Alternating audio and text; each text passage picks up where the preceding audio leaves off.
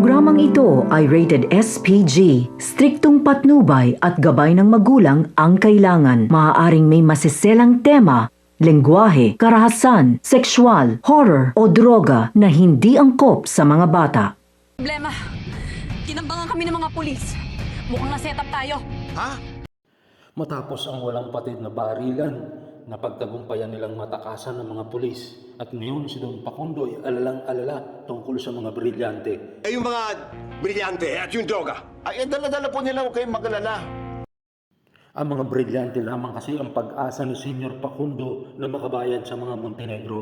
Kaya ipinadouble cross niya ito sa mga Aprikano. Subalit idinodouble cross din sila ng mga pulis. Akala nila may isaan na tayo. Salamat, Tanggol. Niligtas mo ang buhay ko. Samantalang sa mansyon ng mga Montenegro, pinuntahan na si Ramon ang personal nilang doktor upang usisain ang tama ng bala. Swerte po kayo, Mr. Montenegro. Hindi po tinamaan ang vital organs nyo. Kaya naman proud na proud si Don Julio sa tinamong mga sugat at nakaligtasan ng kanyang anak. Maging si kamatayan, takot sundin na kay anak. Kapansin-pansin na rin ang pagbabago ng ugali ni Ramon. Pinauuwi na niya si David. Nakakalimutan mo, bukas ang kasal mo. Di ba mas maigi umuwi ka muna sa inyo? Hindi maikakaila na marami siyang natutunan tungkol sa buhay sa maikling sandali na nagsama sila ni Marites. Kayamanan mo, baliwala lahat yan. Ang importante ay ang pamilya. Kaya matapos umalis ni David, muling inusisa ni Don Julio ang kanyang anak kung paano nga ba siya nakatakas. Paano ka nakatakas? At dito na nagsimulang magkwento si Ramon tungkol sa kanyang experience sa kanyang pagkikita nila ni Marites. Yung nanay ng anak ko, Ano? Hindi makapaniwala si Don Julio sa pagkakasunod-sunod ng pagkakataon. Tuloy na sabi niya na baka ito na ang senyales ng kanilang pagkakasundo.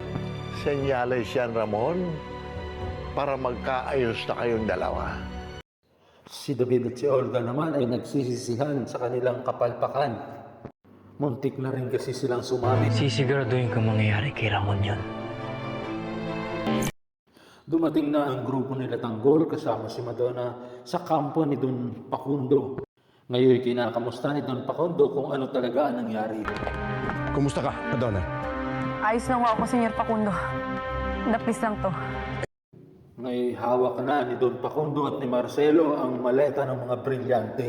Makikita na nila na kulang ito.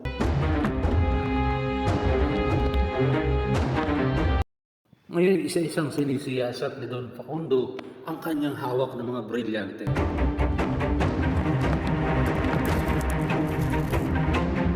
Ngayon naman ang ikalawang maleta ang kanyang binuksan at laking gulat niya nang wala itong laman. Ito pa naman ang pinakamahalaga at nagkakahalaga ito ng 300 milyong piso na kung tawagin ay Star of Venus. Nasaan ang Star of Venus? Una niyong pinag-initan ay si Madonna. Andyan po yung nakuha namin sa Mamba Cartel. Eh, wala nga eh! Ngayon galit na si Don Facundo dahil ito lamang ang tanging paraan para makabayad siya sa mga Montenegro at kinabukasan na ang gaganaping kasalan. Hindi ko ho alam. Nung nabaril ako nalaglag, pagkatapos niligtas lang ako ni Tanggol. Ngayon, si Tanggol naman ang kanyang pinipiga. Nasaan ang Star of Venus? Kaya naman si Tanggol nagkakambulol-bulol sa pagpapaliwanag kay Don Facundo. Nabagsak po yung attache case at nagtapo lang po yung mga brilyante. Pinulot ko lang po. Lalo pat nang kasahan siya at tutukan ng baril sa ulo ni Marcelo. Huwag mo kami lolokohin ha. Alam ko yung mga katulad mo. Ngayon naiipit si Madonna at si Tanggol. Kapag hindi niya nailabas, maiipit si Senyor Facundo sa mga Montenegro. Hindi ako magdadalawang isip na patayin ka sa harap ni Senyor Facundo!